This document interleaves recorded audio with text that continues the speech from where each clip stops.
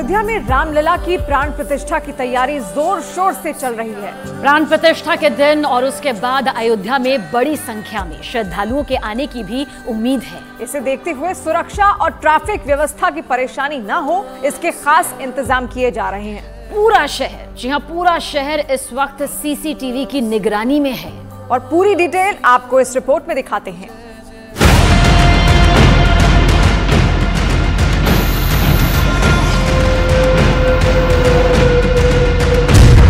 प्राण प्रतिष्ठा से पहले छावनी में तब्दील अयोध्या।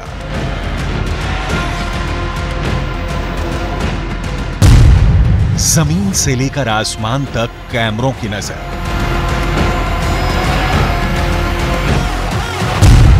अयोध्या के चप्पे चप्पे पर जवानों की तैनाती। अयोध्या में राम मंदिर के उद्घाटन में अब सिर्फ 11 दिन का समय बचा है। हर तैयारी पूरी कर ली गई है, जो बाकी है उसे भी जल्द से जल्द पूरा करने पर फोकस किया जा रहा है। 11 दिन बाद अयोध्या में आस्था का महाकुंभ लगने वाला है। जिस समय का इंतजार राम भक्तों ने 500 साल तक किया, वो घड़ी अब आ चुकी है। प्राण प्रतिष्ठा के दिन और उसके बाद अयोध्या में बड़ी संख्या में श्रद्धालुओं के आने की उम्मीद है। ऐसे में सुरक्षा और ट्रैफिक व्यवस्था की परेशानी ना हो, इसके लिए खास इंतजाम किए जा रहे हैं। इस वक्त पुलिस और पब्लिक को सीसीटीवी के जरिए पूरे शहर पर निगरानी के निर्देश दिए गए हैं। पब्लिक सीसीटीवी के 1500 कैमरों को ITMS से इंटीग्रेट किया जा रहा है। अयोध्या में येलो जोन में 10,715 जगहों पर फेस रिकॉग्निशन वाले AI बेस्ड कैमरों से कंट्रोल रूम में निगरानी की व्यवस्था की जा रही है। अयोध्या में हर समय NDRF और SDRF की टीमों की तैनाती की जा रही है। SDRF की टीम नियमित रूप से सरयू नदी में बोटिंग, पेट्रोलिंग करेगी। प्राण प्रतिष्ठा से पहले 20 जनवरी तक सरयू में 4 क्रूज बोट्स की व्यवस्था होगी। डिफेंस से जुड़े हुए अधिकारी हमारे साथ में हैं, नागराज जी हैं। सब मैं समझना चाहता हूँ किस तरह से सिस्टम को बनाया गया और किस तरह से आप लोगों ने, आप और फिरोज खान आपके साथी हैं, किस तरह से इनको तैयार किया।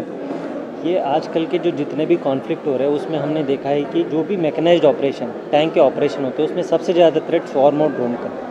इसलिए वर्ल्ड वाइड रिसर्च ये कहता है कि इसको थ्रेट को ख़त्म करने का तरीका एक हाइब्रिड सिस्टम, जिसमें एक गन भी हो और एक जैमर भी हो। इसलिए हमने एक स्वदेशी एंटी ड्रोन जैमर को अपग्रेड सिल्का वेपन सिस्टम के ऊपर इंटीग्रेट करके एक हाइब्रिड एंटी ड्रोन सिस्टम बनाया है, जिसके तहत हमने कोई भी एरियल थ्रेट को ड्रोन और कोई भी एरियल थ्रेट को जैमर और गन दोनों के द्वारा एंगेज कर सकते हैं। अच्छा, ये कंट्रोल पैनल है, क्या होता है? हाँ, हमने इसको इंटीग्रेट जब किया है, इंटीग्रेट करते वक्त हमने ये इंश्योर किया कि इसका जो पूरा कंट्रोल सिस्टम्स अंदर क्रू के कंपार्टमेंट के अंदर चले जाए, ताकि मेरा जो एग्जिस्टिंग क्रू है उसी के साथ हम इसको भी यूटिलाइज कर सकें। 22 जनवरी को अयोध्या में ऐसी सुरक्षा व्यवस्था रहने वाली है जिसमें परिंदा भी पर नहीं मार सकता। और अगर आप भी इस दौरान अयोध्या जाने का प्लान बना रहे हैं तो ये जानकारी आपके लिए बेहद खास होने वाली है।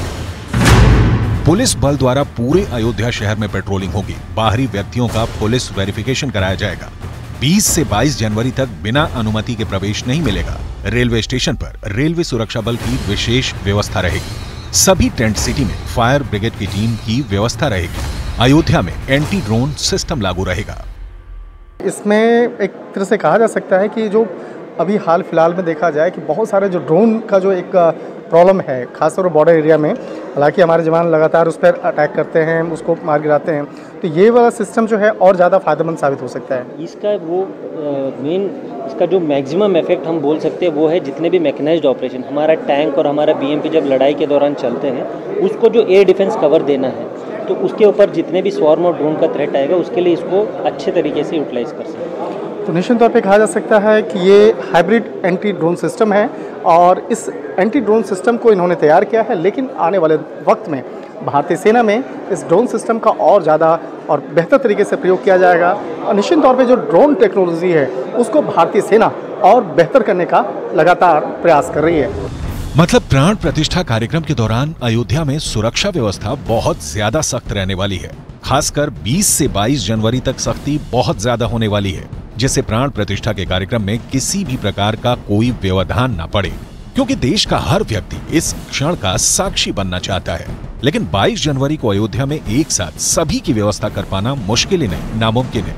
इसलिए प्रधानमंत्री भी अपील कर चुके हैं कि 22 तारीख को अयोध्या आने से बचें और अपने घर पर ही दिवाली मनाएं।